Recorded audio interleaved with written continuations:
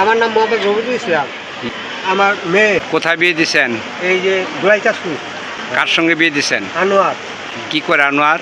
আনোয়ার হুতারগিরি কাম করতো, তারপরে রিক্সা করে। কতদিন আগে বিয়ে দিচ্ছেন? বিয়া দিচ্ছি 16 বছর। 16 বছর। সন্তানাদি কি?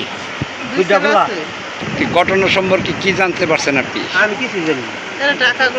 ঢাকায় ঢাকার সকালে আমার ছেলে মোবাইল করছে যে তোমরা খুব অসুস্থ, তাতে আমরা মুক্তগিরি গেছিলাম। আমার পুকুরও একটা নতুন বাজার করে গেছে, তোমার মোবাইল করছে। আমার পুকুরা মোবাইল করছে, তাও আমরা এই বছর মাইয়া আসছে। তাদের মন থেকে আমি 300 টাকা সিএনসি ভাড়া করে আমার পরিবারের মেয়া বাইতে। এই 17 বছরের মধ্যে আরো কখনো কোনো ঝগড়া ফেসাদ অথবা মারামারি এরকম হয়েছে কখনো? বসেই তো কত কার্যকলাপ হয়েছে। মারামারি কি নিয়ে হয়েছে বলতে পারবেন? হ্যাঁ, কি নিয়ে? কি নেই, সংসার চলে না, এগুলো নেই। ঢাকায় কি করতো? রিক্সা চালাইতো। থাকতো কোথায়? থাকতো ঢাকা আগারগাঁও, তালতলা পানি কোম্পানি। কতদিন যাবত থাকতেছে? ওনাকে থাকতেছে 1.5 বছর ধরে। কেন করলো এত বড় ঘটনা? অনেক এরই তো কমাস হয়েছে। আচ্ছা, আনোয়ার কোথায় এখন? আনোয়ার কোথায় এটা আমি কয় বলতে পারবেন না। তাহলে বডিটা আপনি রিসিভ করে নিয়ে আসছেন? না না না, আমার ছেলে নেই। আপনার ছেলে নিয়ে এসেছে? ওনকা মেলা জানি, ওনকা বাসাতে মেলা জানি। হ্যাঁ, পাঠাই দিছে, নিয়ে যায় বাসার মালিক। আপনার ছেলে কি ওই বাসাতে থাকতো? ওই বাসাতেই থাকতো। মানে আপনার আনোয়ারের সঙ্গে আপনার মেয়ের সঙ্গে একই বাসা, মনে করেন পাশাপাশি? পাশাপাশি মানে বুঝতে পেরেছি। 100 গজ দূরে। আচ্ছা আচ্ছা। আমার ছেলে যদি থাকতো এলাকা 100 গজ। আচ্ছা, একদিন দূরে। কি সর্বশেষ কবে কথা হয়েছিল? আমার গতকালও টেলিফোনে কথা হয়েছে।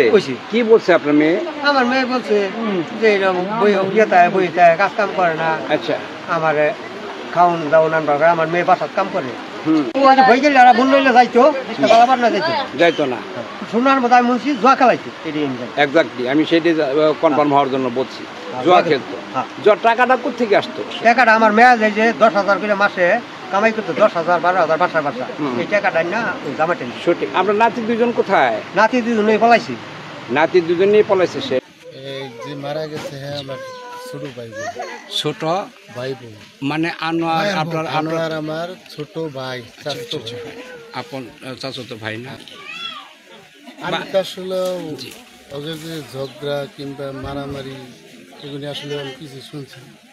আচ্ছা, আজকে সকালবেলায় আমি শুনছি যে আনোয়ারের বউ মারা গেছে।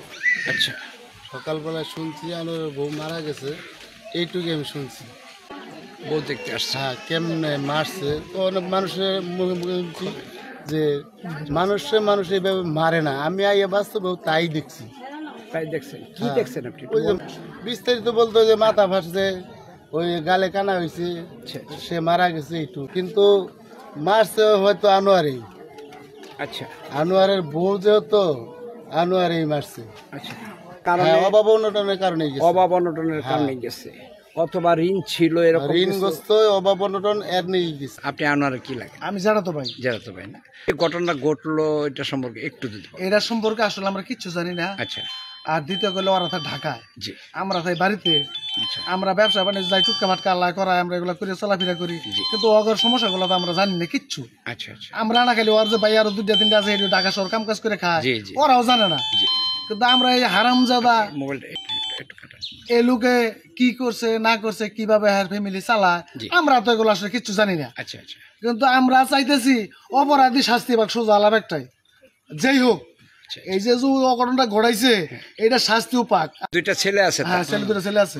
আমরা একটু খবর পাইলাম যে বাড়িতে থাকার সম্ভাবনা আছে। না না না না না, আমার বাড়িতে কোনো পোলাপান নাই, আনার সাথে যোগাযোগ নাই। আচ্ছা আচ্ছা। আমরা ওর খবর রাইও না। আর ওহন পর্যন্ত আমরা এটা জানতাম না, অন্য স্ত্রীর মাধ্যমে আমরা যেমন সকালে জানছি।